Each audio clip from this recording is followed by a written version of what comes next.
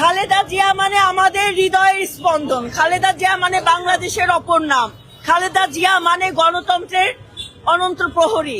আজকে আমাদের নেত্রী দীর্ঘ 4 মাস পর চিকিৎসা নিয়েই তিনি দেশে মানুষের গণতন্ত্রকে পূর্ণ প্রতিষ্ঠা করার জন্য নেতৃত্ব দেওয়ার জন্য আজকে তিনি দেশে ফিরছেন। আমাদের দলের ভারপ্রাপ্ত চেয়ারম্যান দেশনায়ক জনাব তারেক রহমানের সহধর্মিণী, যিনি দীর্ঘ 17 বছর পর আজকে দেশের মাটিতে তার পদার্পণ হবে, তার জন্য আজকে সারা বাংলাদেশ এবং বাংলাদেশ জাতীয়তাবাদী দলের নেতৃবৃন্দরা উচ্ছ্বসিত এবং আনন্দিত। কারণ আমরা মনে প্রাণে বিশ্বাস করি বাংলাদেশ জাতীয়তাবাদী দলের হাত দিয়ে যত ক্লান্তিকাল এসেছে, দেশের সকল ক্লান্তিকাল দূর হয়েছে।